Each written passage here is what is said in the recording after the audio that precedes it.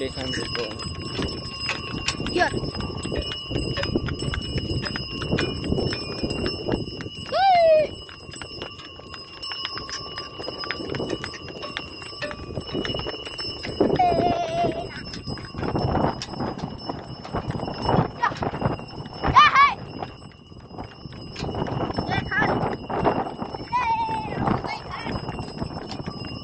जय खानदेश भाऊ. आज गेले लागून आपला रामनगर गाव मा याची नेमकी शेती परिस्थिती भाऊ तिथं की राहत तुम्ही आजूबाजू शेती कथा असेल हे उन्हाळा कडक चालूच आहे आणि अशा परिस्थितीत नापिकांना भागशे बाग लोक या कपाशी लावते परंतु आपला जो भाग आहे तो आता कोल्हा पडेल गेले जिम्मेदार कोणचे भाऊ भाऊ तापीनं पाणी आज 2010 मा बॅरेज बनेल होता पण या बॅरेजचं पाणी आज या शेतीपर्यंत पोहोचलं नाही.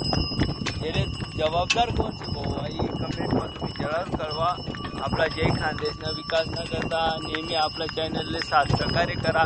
आपला यूट्यूब चॅनलले शेतकरीने जनजागृती आणि युवकांनी जनजागृती न करता आपलं यूट्यूब चॅनलले लाईक करा, सबस्क्राईब करा, शेअर करा आणि शेतकरीना आवाज भविष्यामा आपले उचलना आहे. शेतकरीनी चळवळ आपले भविष्यामा उभी करणी शे. युवकांना रोजगारना प्रश्न काटोरी लागेल शे.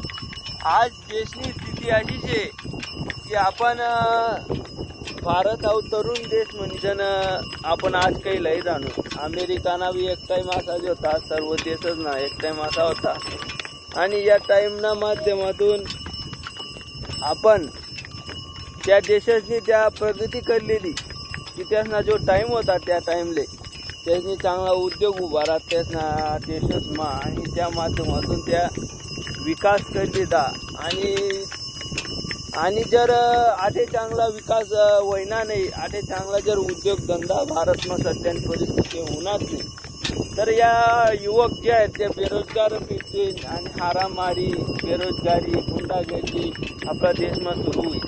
अशा परिस्थितीचे प्रशासनाने जागृत राहावे आणि शेतकरीतले युवकच ना करता मोठी यंत्रणा उभी केली तर काहीतरी महत्त्वानं कामे करायची. तसेच शेती म्हणजे सर्वात जास्त उद्योगधंदा देणारा घटक आहे. मित्रो या ठिकाणी जनार्दन स्वामींचा आश्रम आहे आणि या ठिकाणी आपण दर्शन घेत आहोत. त्यांच्या आशीर्वादाने आपली कामगिरी पुढे चालू. मित्रो आपण जर विचार करा शेती सर्वात मोठा रोजगार देणारा घटक आहे आणि या घटकाने जास्तीत जास्त रोजगार भेटतात. परंतु आजनी परिस्थिती खराब होई जायले. बिसलेलीने पाणीने बॉटलीले भाव शे परंतु दूधले आज भाव नाही. हे मोठी शोकांतिका आज आपला या महाराष्ट्रामा खानदेशमा निर्माण होते.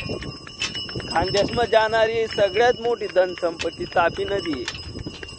परंतु 2004 ना पहिले काँग्रेसने जो स्वामीनाथन आयोग स्थापन केला या स्वामीनाथन आयोगना माध्यमातून असे म्हणणं होतं या आयोगनं की उत्पादन डबल होईना काही नाही व्हावा, उत्पन्न डबल होईना ते काही नाही व्हावा पण उत्पादन वाढांचे.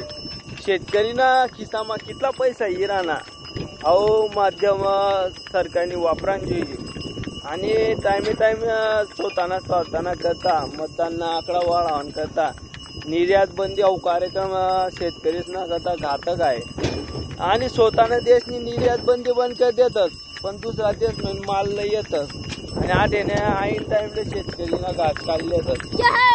शेतकरी एक असं माध्यम आहे ते दुष्काळ पडो पाणी पडवतो त्यांची प्रक्रिया चालू ठेवत काय करतात आणि त्यांनावर जाऊ तेच चालत. परंतु राजकीय परिस्थितीमध्ये जाणीव नसल्या कारणामुळे असं जर धराल की तर 2014 पहिले भारतीय जनता पार्टीने आश्वासन दिलं 2022 पर्यंत शेतकरी उत्पन्न दुप्पट करतो. तसं काय होईना. मित्र तुम्ही शेतकरीना पाठमागे युवकांना पाठमागे मोठा उभा राहावा, निरपेक्षपणे मतदान करा अशी जाम विनंती आहे. धन्यवाद भाऊ.